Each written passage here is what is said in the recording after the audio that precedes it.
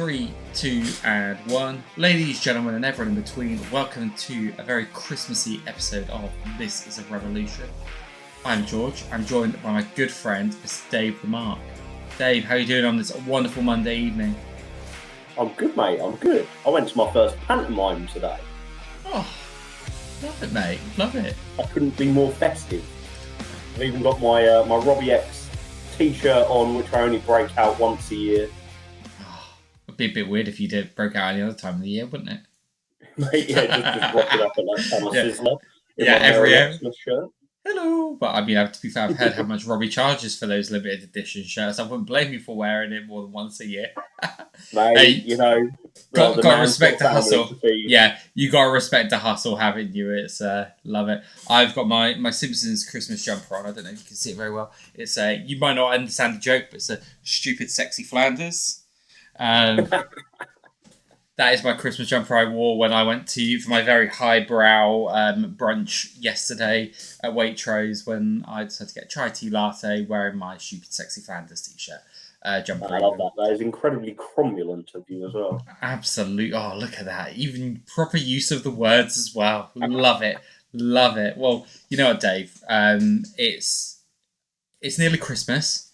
We've got a few things coming up here, but before we do, I want to get some cheap plugs out of the way first. So first of all, thank you to everyone who has taken part in our end of the year awards nominations. We've currently got, I've just checked before coming on air, 28. And I know there's a few people who were holding out until the end of the year, Uprising and all of that, to get their votes in. Sure. So if you're one of those people that has still yet to vote, but you want to, if you haven't had the link from me yet, send me a DM. I'll happily send it over.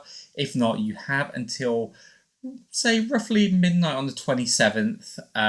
After that, who knows? You might make the cutoff, you might not, but I've got to get them tabulated at some point. So we will have those tabulated and ready to discuss next week, Dave, when we're going to release our episode on the 30th. Monday the 30th, which will be wonderful. A nice fitting end to the year. And in between, what we're going to do after we record this episode is we're going to sit down to discuss our predictions for 2025. I'm looking forward to that. Yeah, I've got a few thoughts. Yeah, same. I was coming up with some today, and I've purposely gone for some that I think will just be ones that can get a point for. And then I've got others where I think, you know what, this could happen. And somewhere I'm just like balls to the wall. If it happens, it happens. We'll see what happens. So a good bit of fun there. But if we'd done it at the start, if we'd done it at the end of 2023, predictions for 2024, and you'd sat there and said, I reckon MJF is going to headline your call. Like, I reckon that Michael Oku is going to appear on AEW. Like, we've had some pretty wild things happen this year. I mean, look, who would have thought a year ago that David Francisco would be the most popular person in Revolution Pro Wrestling in a certain part of the country? Yeah, and is the poster boy for the season tickets there. Like, yeah, you just don't know what's going to happen, mate. Yeah, been a bit of a wild ride, hasn't it, this last year? I mean, God, 6 months ago, Dave, we weren't even a podcast, and now we've been here every week. We've been committed. I like it. We have. I think this is episode number 30 tonight. Episode number 30. So a nice little milestone for us there. We've had some wonderful. Little pat on the back for us, mate. Little pat on the back. Some interviews, some good think pieces and whatnot, and only growing further into 2025.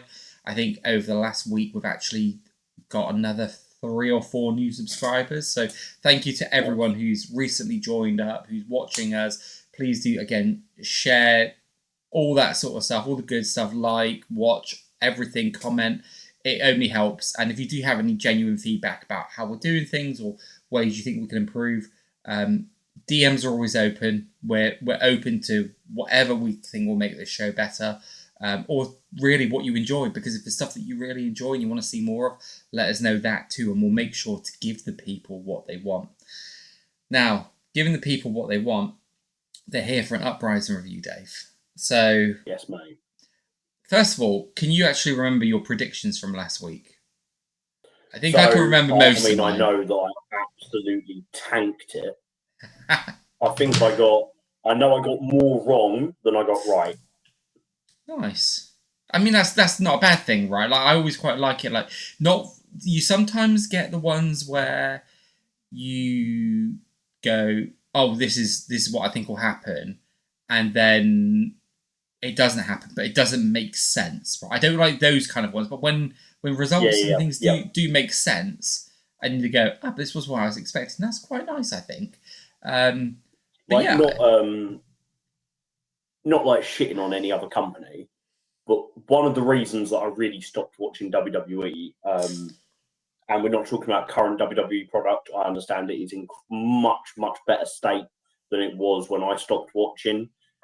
But it was when I really fell out of love with it, when the results just didn't match what people wanted and what people thought were going to happen. Yeah. To give Shinsuke Nakamura the Rumble win, but have him lose at WrestleMania. Just Samoa Joe being the nearly man all the bloody time. The Seth Rollins and the Fiend stuff, all of that stuff. That really digs away at me, because it's I just don't see where they're coming from with the decisions they're making. Yeah. Then you go the other way, and one of the things that I always struggled a little bit with AEW was once it was established and I knew the product, I watched everything. I watched religiously. I was very rarely surprised by a result. Maybe a couple a year. Yeah. Where you're like, oh wow, didn't see that one coming. Well, that's cool.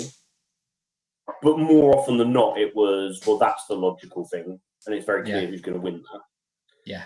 And then you get New Japan, where that in a tournament in New Japan, there are going to be some surprises. But you're so it's a bit of a daft comparison. Do you remember the Scream franchise? Yes. Yeah, I do. So I remember the first Scream film. I remember when it came out, it must have been 96, 97, and I would have been 9 or 10, but my brother was a teenager. So when it came out, we all watched it as a family, me, my mum and my brother, and he raved about it, and he was like, you'll never guess who the killer is. And me and my mum sat there the whole time trying to work out who it was, and then we were shocked because there's 2 killers in that film that no one sees coming. But then when Scream 2 came out, you're constantly watching it thinking, I reckon it's going to be him and her. You're already focused on the idea of there being 2 killers. Yeah. And I remember the first time I watched a G1, you're like, fuck, anything can happen in the G1. Anybody can beat anybody. But then you start to get a little bit kind of clued into it, where you're like, well, obviously not everybody can win all their matches because it's a points-based competition. It's a round robin. You're going to want these 2 or 3 to be at the top of the blocks by the end of it. So they're going to have to lose along the way. Who can they lose to where it's not really going to mess up the algorithm too much? And you can start to predict the unpredictability of it. Yeah. I love that with Rev Pro, I'm genuinely thrown off frequently, but I'm never disappointed with it. And I never go away thinking, why the hell have they done that? What was that about?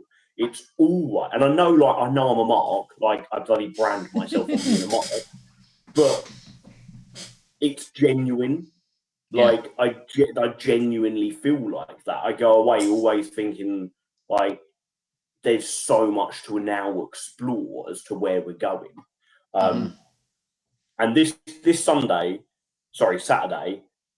I spoke to loads of people. I got there quite early for me in the queue. I don't normally get there as early as I did. Just misjudged the traffic. Ended up chatting to a load of people in the queue. Then when I got in there, you've got an hour between the doors and the show starting to chat to a load of people then. And then I'm just a people watcher and an eavesdropper when I'm at shows. I'm always hearing other people's conversations, especially when I go on my own. But I'm always curious. So I'm always, when people are talking about their predictions, I'm always like, oh, okay, let's kind of sit and listen to what these guys think. And no one I didn't hear anybody predict it spot on. Yeah. There were people that were like, I think this is going to happen. And I sat there and thought, I don't think that's going to happen. Or I hadn't thought of that. But nobody got it nailed on. And I think that's like really refreshing. Yeah. Yeah, I would agree. Like, for me, wrestling's at its best when there is the right level of predictability and the right level of unpredictability. Okay.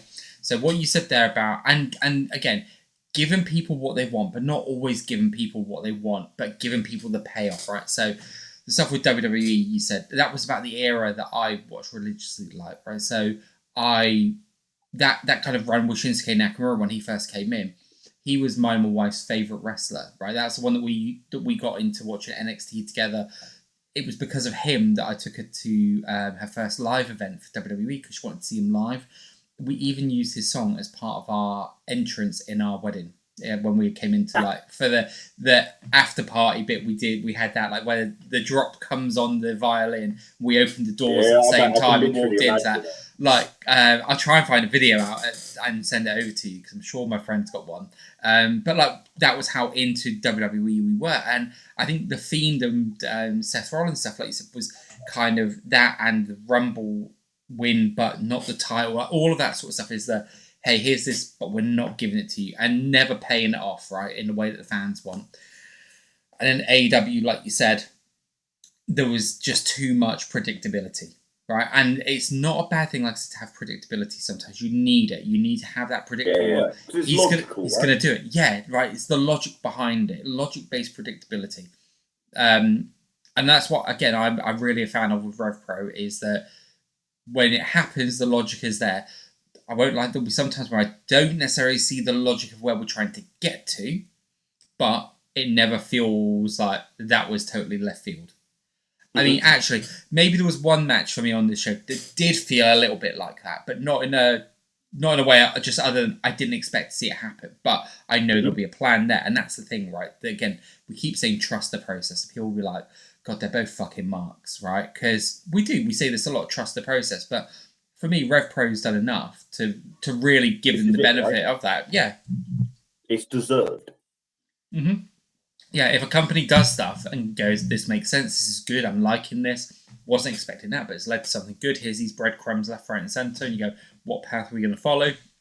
I'll trust that process. Until they give me a reason not to trust it, I'll continue trusting it. And that's it for me. So I thought it was a really great show. I think it was one of those ones I said to you, like, I knew that I was really, last week I was really talking about how I was going, I want to be there, but there's enough here that, like, I've seen before. I don't need to be there live for it. That was me partly, as the kids would say, cope.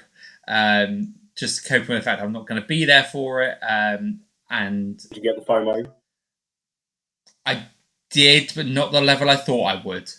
Purely because I had, that's nothing to do with the event. That's purely because I had such a busy day on Saturday that actually the idea of not travelling to London. Let's just remind anyone that's listening, you're protecting your mum at Christmas.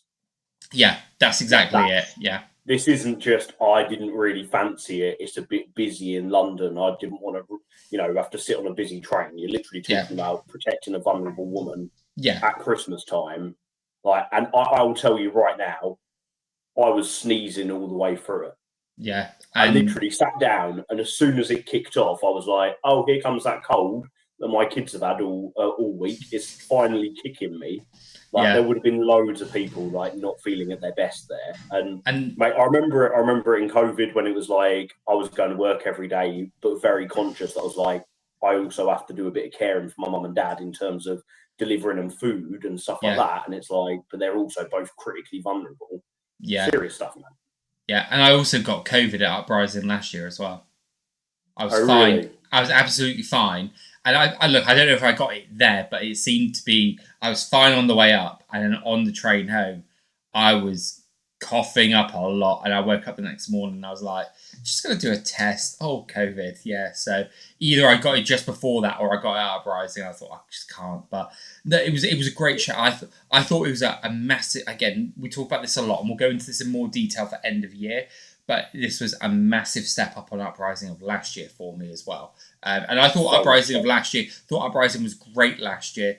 But again, there's a massive step up. So, Dave, what we'll do is we'll go through the show and we'll try and remember what our predictions were for each thing, and we'll tally them up. And at the end, so I remember all my predictions, mate. I remember them all. I think I remember mine as well. And look, some of them I lucked into a little bit, some of them not so much. But the first match, Kanji versus Serena Deeb. So I thought this was a great choice for the first match. Right? So I know that on Twitter, Andy said that barring any changes, it was going to be the trios match first, which made a lot of sense.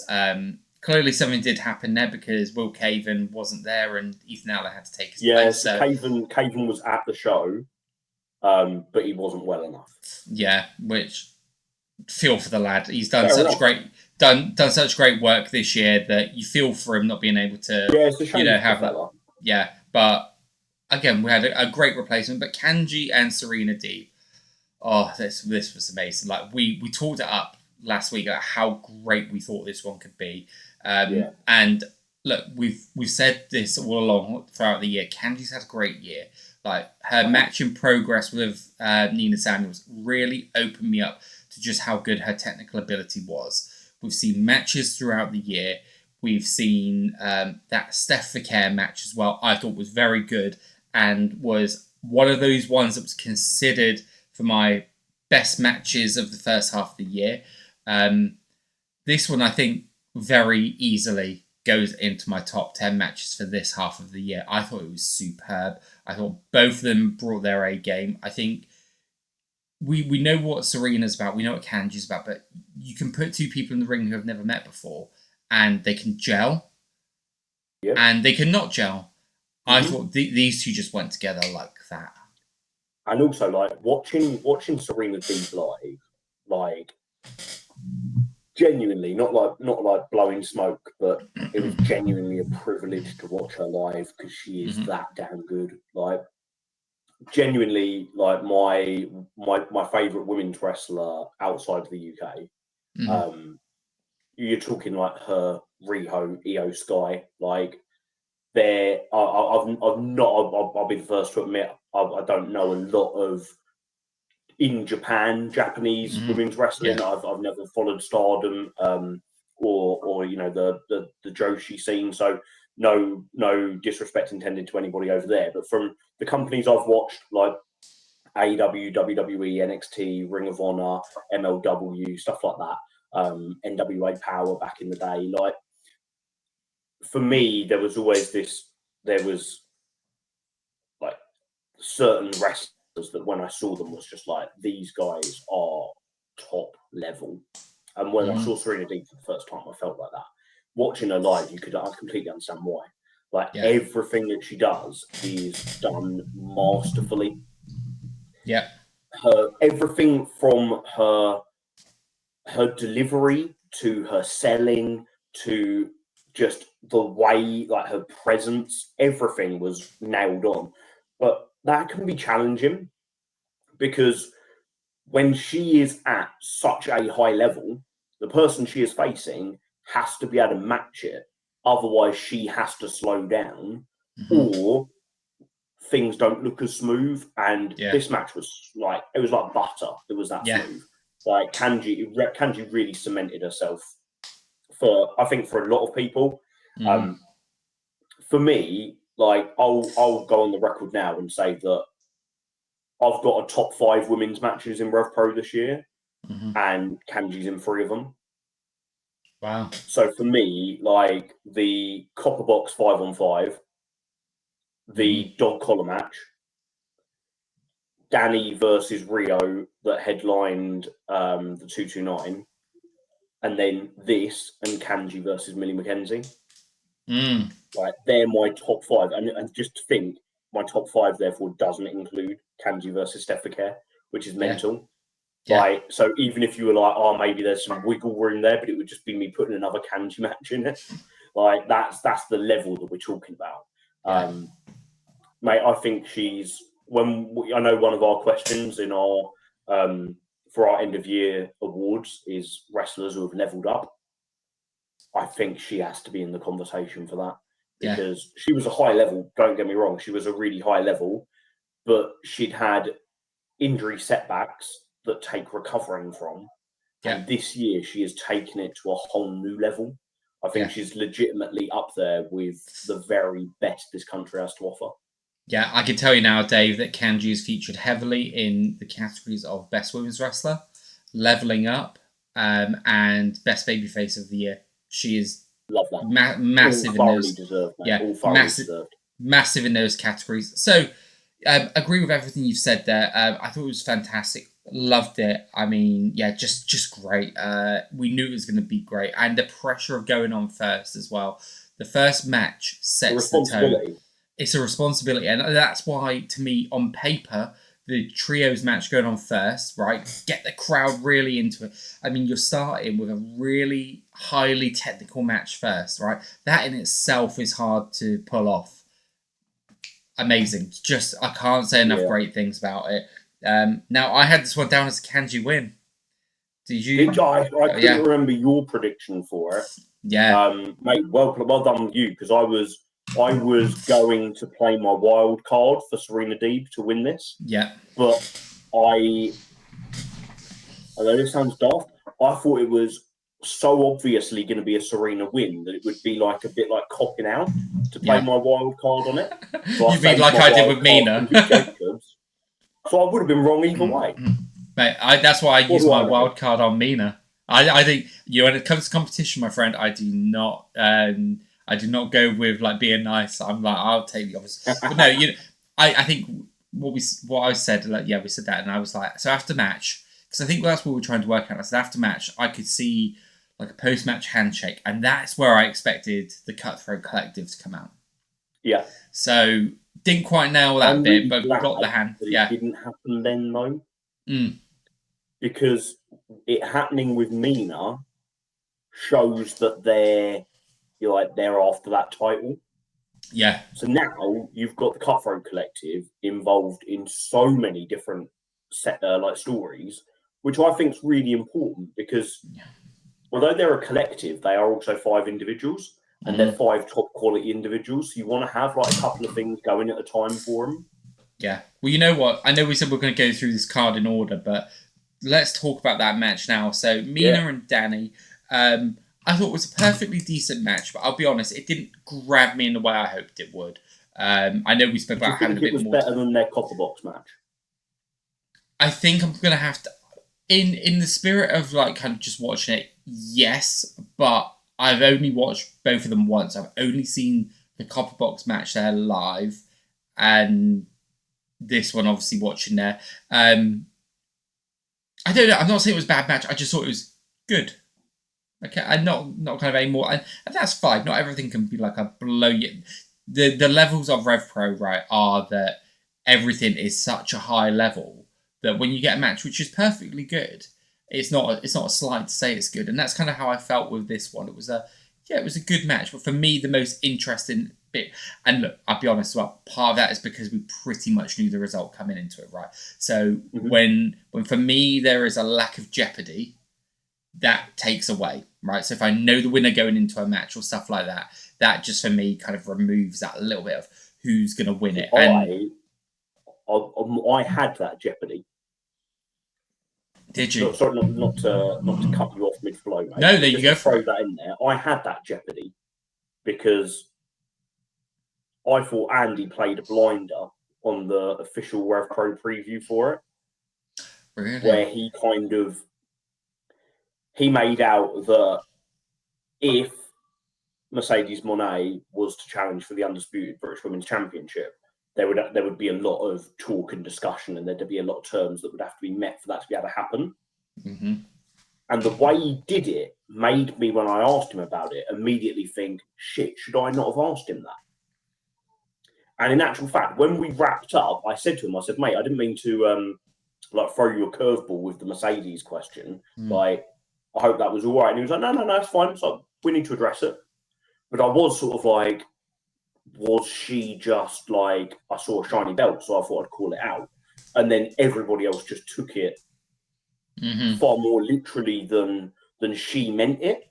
But the fact that they then dropped the video of her calling it out in you're calling me like, Andy, once again, you've played me like an absolute fiddle. Yeah. Well done, sir. Yeah, I love that because the stuff that I've read going into it, and again, this is where social media can be used in a really great way, right? To really trick people because you get those of us who we are so engrossed in this and want to know more, right? We don't necessarily want to know how the sausage is made, but at times you wouldn't mind to peek in the door at the process a little bit. Sorry to the vegans out there, vegan sausage rolls and all of that stuff. But yeah, like I kind of go, well, they've said that no matter what, this match is going to be between Mina and Mercedes. So for me, I was like, but then if Danny wins, like, and I don't know. For me, that just meant I couldn't see a reason, even though it was perfectly fine, like you said, that Danny could have won the title and gone off and done other things, and it wouldn't have changed that match. But in my mind, I was just like, no, because it was all just so linked in, and I guess that's probably why we've been so spoiled by Rev Pro, like. I don't ever take for granted that an MJF would come in or someone like that, but Mercedes Moné just feels like it can't happen. But I mean, we'll speak obviously on that. I imagine in our predictions and stuff like that. But yeah, then when that video dropped and it was like actually that title's on the line, and you're like, what? Like that. What was interesting to me is the way it went down. So one of the predictions that I had, but I didn't feel comfortable doing on the pod, was I figured that Zoe Lucas would be coming back. Right, and this would be a perfect time to do it. The whole Mina, obviously Zoe and Mariah May, or it all kinds of links in, and it felt like a nice way to bring it back in. I thought Zoe would have a hand in Danny losing the match. That's what I thought, which I thought would have been a ballsy move, right? Because if you bring her in and immediately have her do something heelish, I thought. But I know that's where she's thrived in that era in the past. Yeah, I'm not going to claim to know a lot about Zoe's work other than a few bits I've seen. Really liked what I've seen though, but it's a heel, and I thought well maybe that. So when they then announced that she was sitting at ringside, I was like, here we go, right? This is where she comes back. I thought the whole post match I thought was great.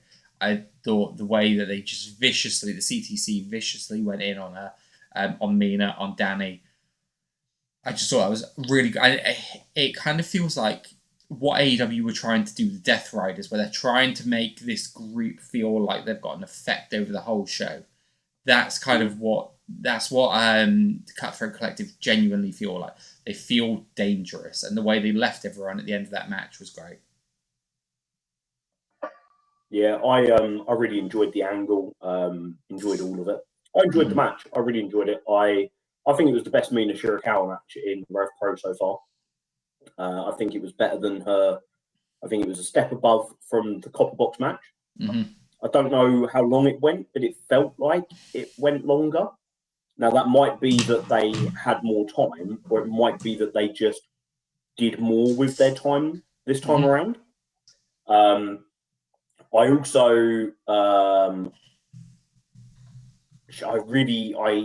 enjoyed the work of both women, and I liked that styles clash that was in there because Mina is surprisingly quite explosive, and Danny's like the raw power.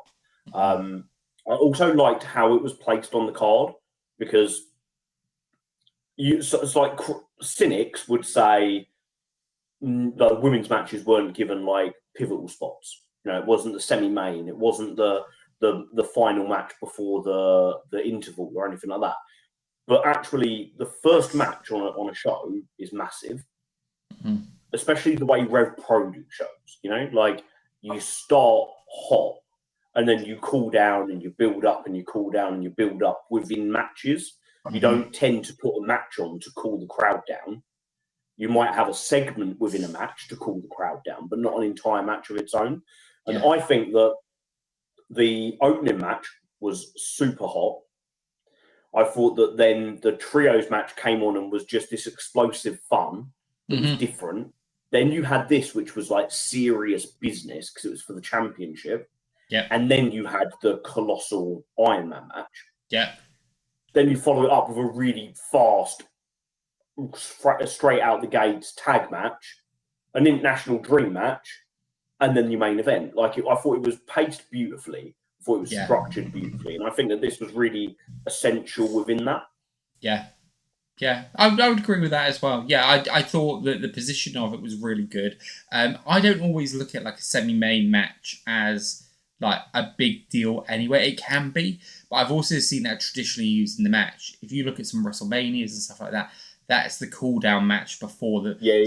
stick the women on there. So to me, when I actually see a women's match in that spot, I kind of get a bit of PTSD from the old days where they Yep. do that to really cool the crowd, because at the time women's wrestling was treated as its own sideshow attraction, whereas to me, women's wrestling is just wrestling, right? And I know you feel the same on that, but there will be a subsect of people who will see it different. Not you get the people who want to see it in higher and more prolific spots for reasons of like obviously they deserve it and it's about time, but you will get those people who will see them in certain spots because they go, well, they're just there because they're women, right? And Yeah. so I do think giving the opening match was a really key thing, because like you said, that sets the tone of the whole show, and to do that on such a technical match was great. Yeah, the Mina and Danny match, it came in at 13 and a half minutes, so it didn't feel like it overstayed its welcome. I think the Mina run is feeling good as well. Fans are clearly into her. She's connecting with people. She's having a good time. I've never come away going, I didn't like that match. Just for me, there's kind of a cap on the level of where I am, and that's fine, right? It's absolutely perfectly fine. I liked what you said as well about the trios match. I mean, there's not a lot I can add to that really. Like I said, it was just explosive fun. It got a lot of guys on the card who deserve it, in my opinion. Yeah, for sure. True and Lacey are great, and I really want to see them used heavily going into 2025. It's a shame Will Caven couldn't have been on there, but I can't think of anyone else who'd be as deserving as Ethan Allen. The lad is coming back. I think he was the MVP of the match as well. Yeah, he was. He was an utter bastard. It's just unbelievably good. Yeah, like, he's so good. Every time he hits somebody, I jump out my chair. Mm-hmm. It doesn't matter whether it's the first time I saw him or the 15th time I've seen him. Like, he's so like legitimately intense. Yeah, I love that. And I thought it was also like CPF deserved to have that York Hall moment. Mm-hmm. They did. Like we talked about it in the past. We talked about it with Kanji as well, especially when people are given the ball and they run with it. Yeah, CPF will run with the ball. So this was like their first York Hall moment. Mm-hmm.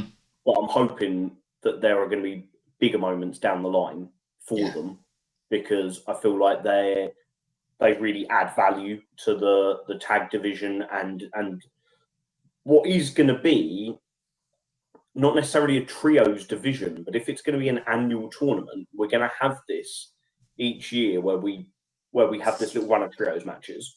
Mm-hmm. Yeah, and it's great. Like it adds something different to the card.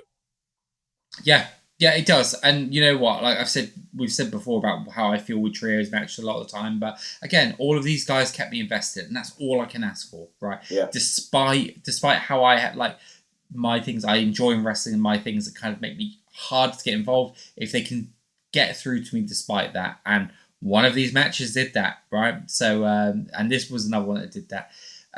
Trios match. Who did you have as the winners, Dave? I have CPF. Yeah, cool. I thought you must have had This is CPF. one I got right. Yeah, and Mina and Danny. Mina and Danny, I had Mina. Cool, and I did as well. And Mina was also my wild card, so double points there on that one. So coming to the right. Yes, but then we come on to the match where I got the result wrong, and purely because I was like, let's play devil's advocate here, because there's two matches on this card. I couldn't predict a winner, and I think you predicting the winner on both of them when I was going, I'm going with the other guy then, and one of them I got, one of them you got. This match, Zozaya and Leon Slater, a little bit good this match. Little bit good. 63 minutes, 2 seconds. Going into this, I'm just going to kind of set the scene as to what I said, right? So, Iron Man matches for me are something I struggle getting into. If I know how long a wrestling match is going to last for, it removes the jeopardy for me again, right? And I love great wrestling, but I want something that I can go, this can end at any time, right? Also, the story had been told, and I said this all along, I felt that there was going to be no falls in the first half of the match. So not only are you telling me that I know it's going to last 60 minutes, but I've got a very strong feeling I'm not going to see a pinfall for half an hour, right? I was just kind of like, you've already got a barrier and you've added another barrier. This is my favourite match of the second half of the year. Easily. How did you find that first half an hour? I didn't realise it went half an hour. Really? Genuinely. Did they have the timer running on the screen? No, so what they did is they had it on the stage, and that played a big part of it for me, right? If they had the timer on the screen, I would have been very aware of it, which is when they had the Danielson... I was very aware. Yeah, Danielson and MJF, I think they had the timer on the screen when they had their match. I don't recall seeing it on the screen at any point other than when they showed a shot of the stage. Yeah. And I was like, oh, they've got it there. And I know live that would have taken me out of it a little bit because I would have caught it out the side. And I'd been like, oh, right, okay. Because I didn't have that, even though I was aware that it was going to go on an hour, that first half an hour just zipped by. Absolutely zipped by. And then it was like, as you got close to that half an hour, you were like, a pin's going to come soon. A pin's going to come soon. What was that barrier for me then became a strength in the match, right? The lads had a level of intensity that I don't think I've ever seen in an Iron Man match. And the only one to me that comes close that I've seen is Brock Lesnar and Kurt Angle from SmackDown. Okay, two prime athletes, and even then, theirs was only half an hour. Okay, so I'm trying to only compare it to 60-minute Iron Man matches. Yeah. Or 60-minute 2 out of 3 falls matches. Yeah, and I can understand that. There really isn't many of them. No. There really isn't many to compare them to, because I think of great Iron Man matches. Pac and Kenny Omega had one on Dynamite. Yeah. That was absolutely beautiful. But it was half an hour. Mm-hmm. This was very different, it being 60 minutes.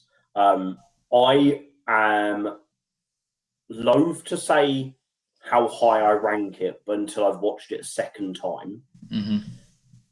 I remember points in that first half an hour where I was trying to gauge the crowd to see how invested everybody was. But it felt like the crowd was with the match. Bar sort of, maybe some of the youngest kids that were there. Who I know when I take my kids to a show, they can zone in and out of it. They can, during the down periods of a match, they can feel very sort of disengaged. Yeah. They're kids, Bar that, it felt like the crowd were with them the entire time. It felt like the action was paced really well. Yeah.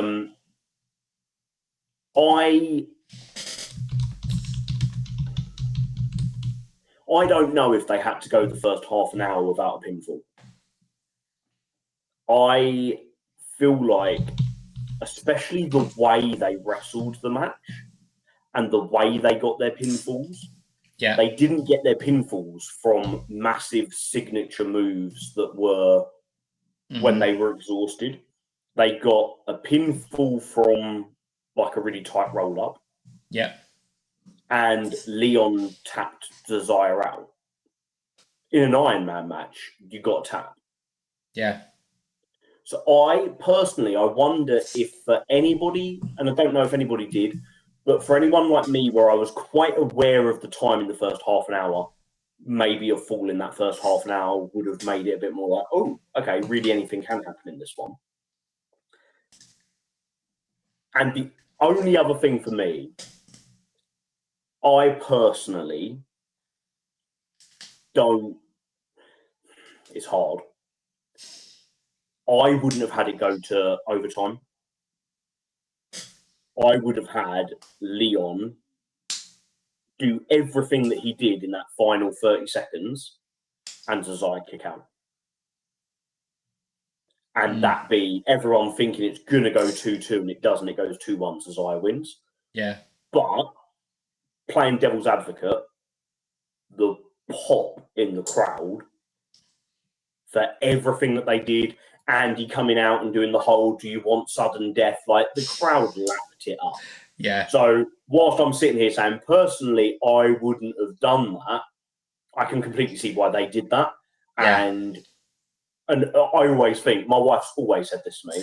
She was like, "You do realise that if you were in control of booking wrestling, nobody would watch it because it wouldn't actually entertain people, because it would be too logical and too trying to break the tropes and too kind of technical and everything, like, you know, wins and losses, everything adding up and mattering, and me being the overthinker."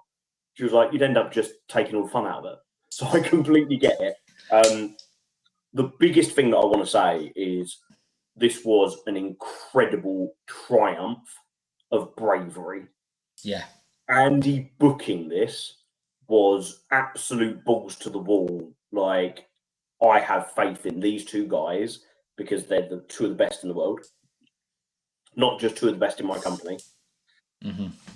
I have faith that the York Hall crowd, which you never quite know what you're going to get because it's a big crowd. Mm-hmm. Anytime you've got more than a couple of hundred people in a crowd, or even, I mean, as we've seen, even when it's only a couple of hundred people in a crowd, yeah, you're going to get some casual fans in there. And this is not for the casual fan. No, this is for the invested fan, because it is such a long commitment. He was brave booking it. Leon and Zozaya were brave embracing it, and they delivered. And I think this was a star-making performance for them both. Yeah, absolutely, all of that. I don't think there are two people in European wrestling better placed than those two.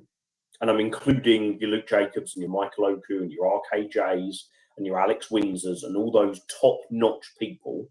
I don't think there's anyone better placed than Zozaya and Leon Slater to get signed up from any company in the world. I know Leon's already signed to TNA, but we know that TNA deals are usually quite short. They're normally 6 months or a year, unless you're a top guy, in which case I'd imagine his deal is coming up to renegotiation, or he is in renegotiation, or maybe he just has renegotiated. But I cannot believe that these two are not on people's radars. And if they're not on people's radars, that the first time they're seen would be a case of like having your head turned. I think they're both that good. And I think Leon, we've said it before, we get so caught up in the everything that's new. You know, we've sung the praises of Leon Cage. We've sung the praises of, you know, like your James Ellis. We've sung your praises of your Sapphire Reeds, people who are like incredible talents. We forget that everybody in Rev Pro is almost everybody's under 30. There's very few people in Rev Pro over 30, like a handful. So in terms of wrestling, no one's hit their prime yet. So they're all young talents in the eyes of the biggest companies in the world. But I feel like everybody takes Leon Slater for granted. Yeah. Everybody has just got so used to the standard because he's not new. He's been doing it for the last 2.5 years. Yeah. I think it's just, an absolute triumph, mate. That's the word for me, triumph.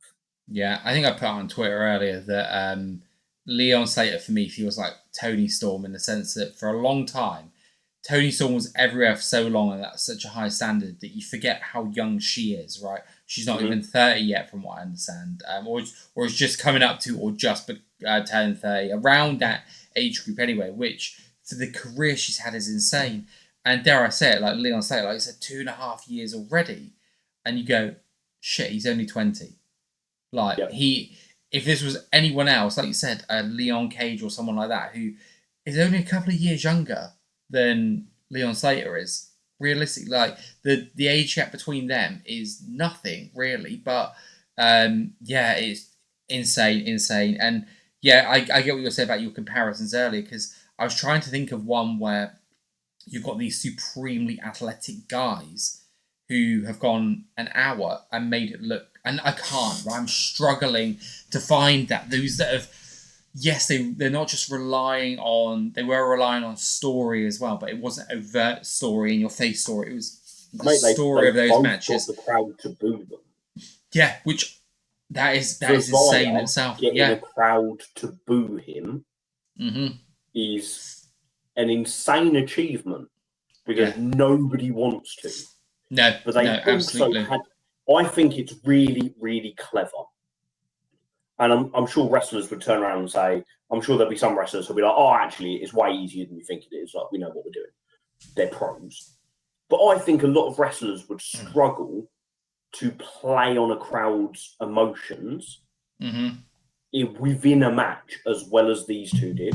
Oku and Jacobs did it at the Copper Box, where they're playing with, actually, for this period, we're going to get you to boo Jacobs, and for this period, we're going to get you to boo Oku. But don't get it twisted. We are always in control of what you're reacting to us because we're masters of this game. We are like crowd psychology, like absolutely nailed down. I thought they did brilliantly with it.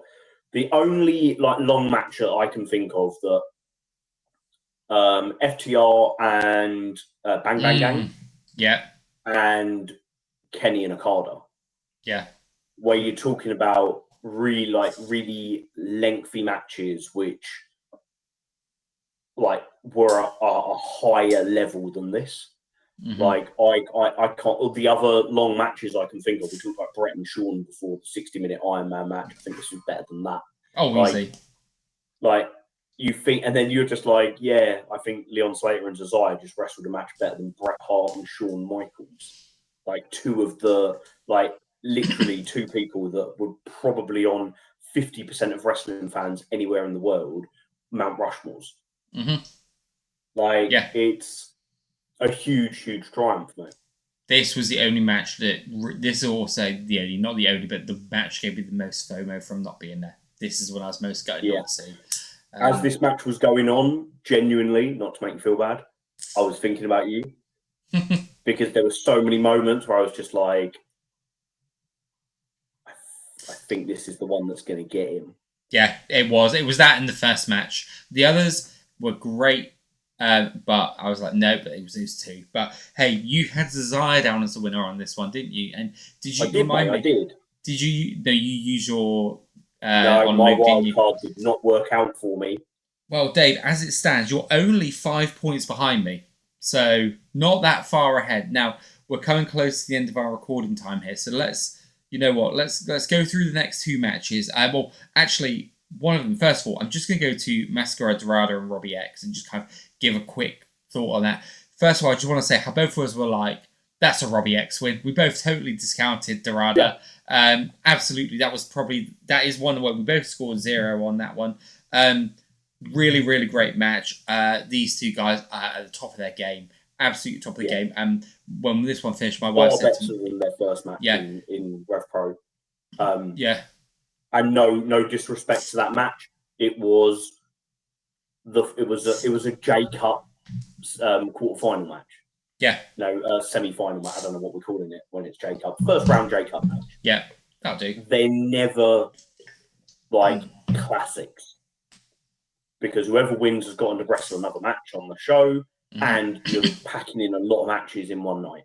Yeah. So they're always a really entertaining spectacle, but they're never 20-minute match of the year contenders. I thought this was exactly what it was billed to be in the National Dream match. Yeah. Really enjoyed it. Just shy of 12.5 minutes, which felt insane because I felt like it went on a lot longer and not in a bad way either. Yeah, me too, actually. That's really good use of their time. It really was. It felt packed. When this match finished, my wife turned around to me and said, I really like that guy, about Dorada, because she'd never seen him before. Mate, he's so good. He's 22. He's really young as that. Oh, God, I didn't realise he was that young. That's mental, isn't it? He's 22. Oh, my God. Yeah, world at his feet, this lad. He is. It very much feels, Andy said it in the preview. I can't remember if he said it on air or if he said it in conversation with me, but we both said that he feels like he's the one that Mystico's handing the torch to in CMLL. Yeah, I'm loving what I'm seeing from him. Now, Yeah, so none of us score any points from that one at all. No. Shock horror. We then had the undisputed British tag team title match. So, You predicted it as well, didn't you? I did. I predicted this. Yeah. I predicted Mills and Jay Joshua beating Sunshine Machine, but also going over TK, which I believe is how this match ended as Yes, well. it's exactly what happened. Because yeah. as it happened, again, I thought of you and thought, not only are you going to be happy with the result, but you're also going to be happy because your quite a bold prediction came true. Yeah, and the reason I wanted that bold prediction to come true was because I feel that, like we said, the tensions in Sunshine Machine is a more interesting story to me than Sunshine Machine just remaining a team. Okay, Yeah. Now I know it's controversial to some, but I just feel there's a story there to be told, and the guys they tell a great story. And they're real detail guys as well. So TK taking the pinfall, no coincidence. We're not trying to pick up on things that aren't there. No, absolutely. And like you said before, like the whole thing has been Mambo is, I don't want to use the term the weak link, but it's been where TK, his lack of seriousness and just want to have fun, like that has been the thing that's great on TK. So for him to do that, another detail that I really picked up on, first of all, I love the team of Jay Joshua and Connor Mills. I think this technical striker with big guy dynamic works really well. They've got their timing together really well. They look good together. The thing that I really loved the most was they did the spot where TK would do is he's Samoan, and Jay Joshua just got up and did a diving headbutt and just took him out. Yes. And I was like, if that was any other match, how would have probably done that? Is it of how they had him do it, and TK just stand there, okay, and let the guy drop, and he didn't wiped him out. And I was like, oh, that's a nice detail there as well. Over really well. Yeah, I thought that was a great detail. This one for me, this one will get like I forgot. I was going to say forgotten about, and that's not what I mean. It won't get talked about as much as the Iron Man match and the title match. Mm-hmm. They're the two matches that are going to get all the airtime, all the discussion points, because of how unique the Iron Man match was and how many people were wrong in their predictions for the main event. Yeah. But this match was so essential to the card because after the Iron Man match, we had an interval and I was exhausted by them. Mm-hmm. Like, I'd enjoyed it completely, but then you'd given me a break from the action, and going back up to my seat, there were loads of people that weren't back in their seats, and I was like, blimey, some people gone on. Like, you could see people were slow to come back from the interval because I felt like they really needed it. Mm-hmm. And these boys just went straight into it, and they delivered the match that was completely necessary after that Iron Man match. Yeah. And it was like a complete palate cleanser. Yeah, these guys had the hardest spot of the night. Big hearty meal. We've just had Christmas dinner, and like, you know, my mother-in-law's like gearing up with the pie and custard, and you're like, bloody hell, I've just eaten my weight in turkey here. Like, it was the perfect way to build the gap between Leon and Zozaya and Oku and Jacobs. And I feel the way this match and the Mascara Dorada and Robbie X match kind of work in parallel, I think it worked perfectly for this. I absolutely adore the photo that Chuck and TK got with Beyond Gorilla backstage. Yeah. And that photo just depicts 1,000 words here. Like, yeah, I'm really curious to see how long it is until we see Sunshine Machine again. Are we going to have a little break from them? Or are they going to be back on the 229 in February? And what direction we go in? I love sports-orientated professional wrestling. That is what I love. So for me, this is the champions have just lost their championship. Mm-hmm. It's time to go again. Yeah. It's time to start from the start. It's time to build up those wins again. You know, this is this is Manchester City not winning the Premier League this season and having to pick themselves up next season. Like, it happens in sport all the time. It's why I don't mind short title runs. Because actually, if every title run is a long title run, that's not realistic. No, because again, it adds to that unpredictability. How rarely do football clubs go back to back with the Premier League title? How rarely do teams win the FA Cup 2 years in a row? How rarely do a national team win the World Cup 2 tournaments in a row? Like, to win and win the chase is one thing. To then go in and retain is a whole new thing. Yeah. So I'm my heart will that Sunshine Machine do this thing to me is completely legitimate. They make me love them. And they make me want them to win no matter what. Yeah. Michael Oku does it as well. I've never not cheered for Michael Oku in a wrestling match. I've never not cheered for Sunshine Machine in a wrestling match. They're the only two people I can say that about. Yeah. They just do something to me. And so my heart absolutely wanted them to win it. But my head, from how interesting 2025 could be with all these babyface tag teams that are around, having Mills and Jay Joshua at the head of it. Yeah. But also, like, Mills and Jay Joshua versus Greedy Soul, and they can play situational babyface. Yeah. Mills and Joshua versus True and Lacey, where they can play situational babyface. I love that. And tell me you don't want to see Mills and Jay Joshua versus Young Guns. Oh, absolutely. That's the first match which came into my mind. And I do think, like you said, that I don't think these guys can be heels. I think they're gonna be the guys that turn to the side and kind of mirror who they're against. Proper tweeners. Yeah, I thought it was fantastic. And there's nothing wrong with a tweener. Absolutely nothing wrong with it if it's done properly. Yes, exactly. I trust these boys to do it. Yeah, so I have one request. What's that? My request. Anybody in Revolution Pro Wrestling who hears this, can we change their entrance music so that we get the start of Jay Joshua's, where it's that nice little bit of piano, and then it says "Say Less," and then Mills, Connor, Mills. The crowd will bounce for it. Yeah, but we love Mills' theme music already, but that Jay Joshua entrance is too good not to be used. Yeah, and it solidifies them as a tag team. Yeah, absolutely. I think these guys are a revelation. They're going to go on and do great things. And I think we get a great Sunshine Machine story out of it as well. So that takes it on to... That's it, mate. It's a win-win for everybody.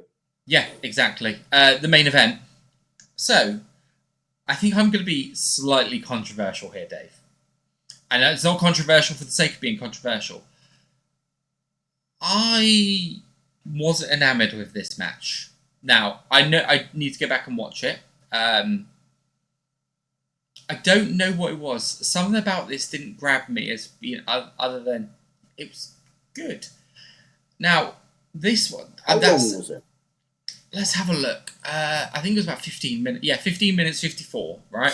Which is nuts. Because their previous matches have all been 20 to 30.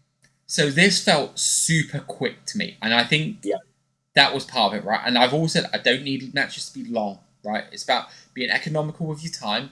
This match felt super quick to me, and it felt like it ended before it truly got going. Which, again, is another weird thing to say. Because there was spots out of the ring and all of that stuff, but it just felt like, to me, it kind of felt like the match should have had another 5 to 10 and didn't get there. And mate, I love doing this with you, mate. I'm just going to say that now. It's Christmas. I love you, brother. I love doing this podcast with you because we disagree on so much stuff. But we do it in such from a real place and from a like it's absolutely okay to disagree with each other place. Yeah, you know what I mean? Like it's the phrase I'm looking for. It's all in good faith, right? Yeah. For me, I fucking loved this match. I loved it so much. And what I loved about it was, for me, this was the perfect main event for a show that had a 60-minute Iron Man match. Because the minute you saw Oku and Jacobs, and they're literally like, just ring that bell, and I'm going for him. It was like Ospreay and Gabe Kidd at Uprising last year. Mm-hmm. It was like Gabe Kidd and Oku in Birmingham last year. And it was like Ospreay and Jacobs at Birmingham last year, where they both just went hell for leather. And I thought it was brilliantly put together. Yeah. Because if they'd gone in and worked the match they worked at the 229 last year, I think the crowd would have been done. Because that Iron Man match was epic. Yeah, I Bear agree. in mind also, this show was, I don't know what it clocks in on from start to finish. I haven't seen it back on Rep on Demand yet, but I think it finished about 9 o'clock. 5 to 9. The first bell was at 5 o'clock. So, you're already talking about a 4-hour show with a 10 or 15-minute interval in between. If it had 5, 10, 15 more minutes, I don't think it would have added anything. I think that this was the optimum use of their time without it feeling rushed. Mm-hmm. And that's really, really hard to do. And what I also love is this was match 5, and it was very different to their other matches. And it was pure intensity from the first bell. And what I envision for the future with Rev Pro, Luke Jacobs, and Michael Oku is this is match 5 so far. Yeah. I never want to see Kenny Omega versus Kazuchika Okada ever again. And I know that's quite controversial because lots of people want to see it one more time. Lots of people were clamoring for it for Wembley.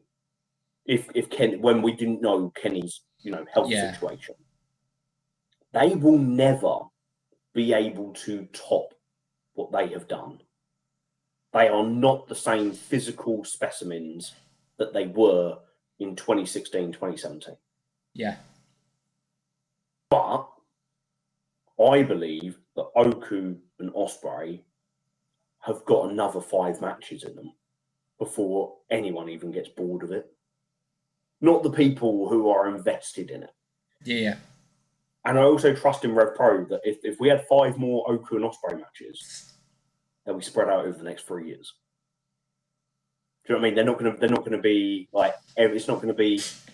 I said to you, we had a chat the other day, didn't we? And I said how Rev Pro are in that position that WWF were in the late 90s, where previously they'd had Hogan as the top guy, then they had Bret Hart as the top guy, then they had Shawn Michaels as the top guy, and then suddenly it was, we've got Austin, we've got Triple H, we've got The Rock, and we've got The Undertaker at the best he's ever been.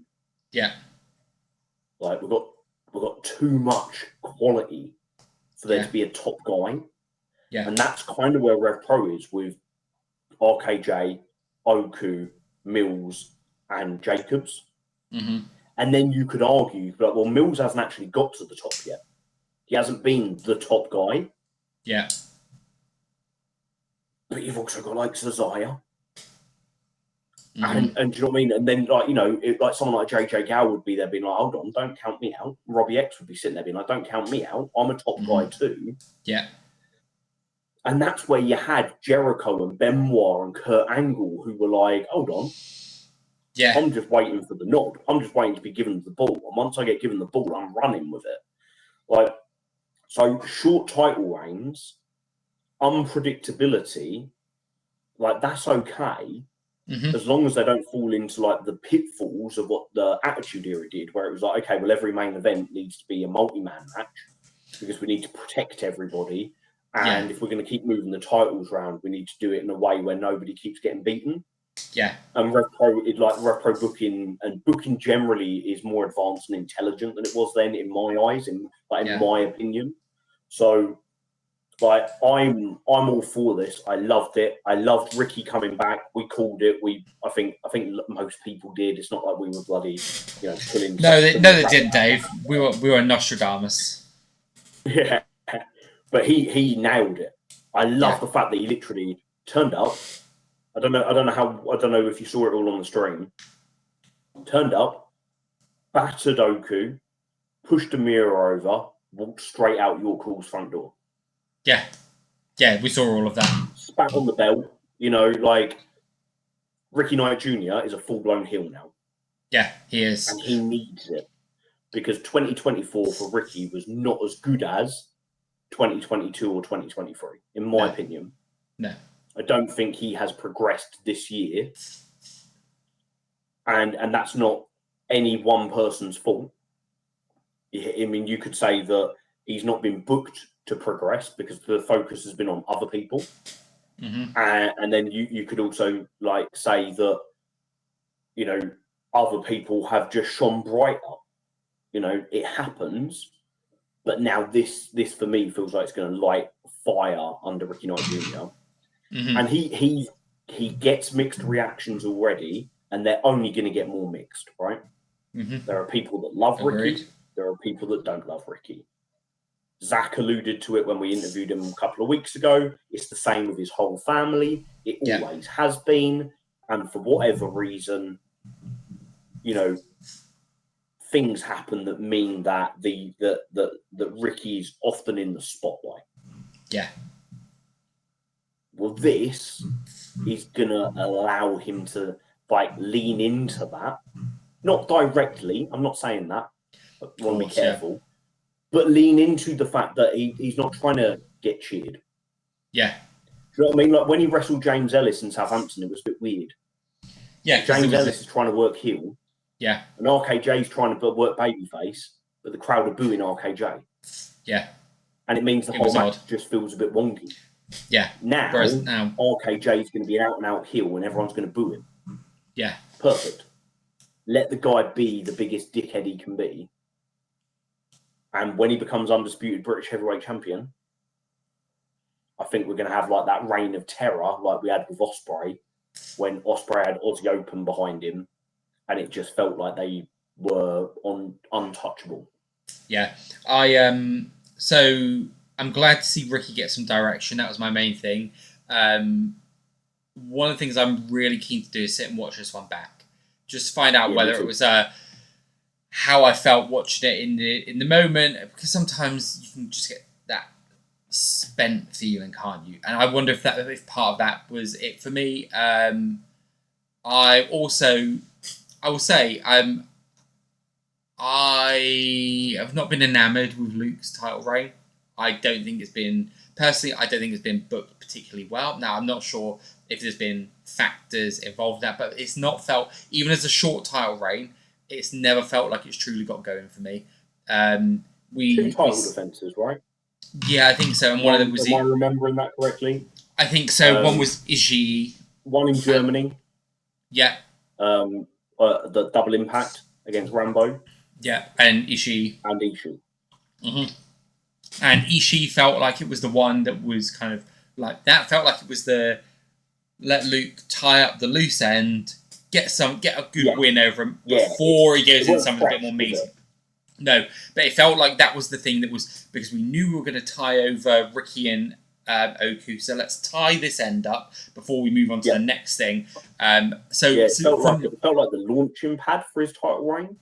Yeah, not kind of the peak of his title reign. Exactly, and that has taken away from me a bit, especially after such a big reign from Oku, his first run with the belt. There's been times where I felt like we've got Young Guns matches, and I've felt, why have we just stuck a Luke title defense in there? And on occasions, there's been plenty of times when I've looked at the card and I'm like, Luke's in the opening match, or Luke's not in the main. Why not? So there's that element to me that I've been like, I don't know why that is, and is that a booking choice? Is there something? And I don't mean to allude to something behind the scenes, but I'm just like, is there something else going on? Luke is in high demand around the world at the minute. obviously with Progress, but he's been working out in the States, a bit more DPW are taking him. Is he in one of those scenarios, where because of all the extra stuff he's been doing, that has it been harder to book him in at certain times for certain shows? Because we've seen shows where we've got, there's no Luke Jacobs here. But you would very rarely have that with Michael Oku, right? And maybe we've just been spoiled by having a champion who's been so present. But yeah, that's the one thing I would take away from it. But I want to be fair to it for the end of year review, so I will be watching it back, and I want to see how it looks with fresh eyes. But Dave, this was one. My plan is to watch a lot of shows back over the next couple of weeks. Yeah. I think we've got a week, haven't we, until we record our end of year review. We do, my friend. Yes. I mean, I'm not going to, I don't think I'll be watching a lot of Rev Pro on demand on Christmas Day, not unless I want to open divorce papers. But I will get a lot of Rev Pro in because I wake up like 2 hours earlier than my wife every day. I need something to do, and I'm going to use my time. I want to watch matches back. Connor Mills versus Trent Seven from February. Legitimately one of my top matches of the year. How has it held up over the last 10 months? Yeah. I've watched a lot of great wrestling since then. So yeah, we're taking this very seriously, ladies and gents. Absolutely. And look, we'll go into all of that next week. I'm looking forward to seeing what the community have come up with as well. But Dave, I do want to just add on that with that Michael Oku win, because that was another one where you said Luke Jacobs, and I was like, devil's advocate. I'm gonna go with Oku. That takes it 15 points for Dave the Mark, 30 points for Cromwell and George. Yes! Going into the new year strong. Right. On that note, Dave, it's been great to chat with you about this, my friend. Not going to be the last show before the end of the year, but you have yourself a wonderful Christmas. And I'll catch you next time. Merry Christmas, brother. See you later. See you later, mate.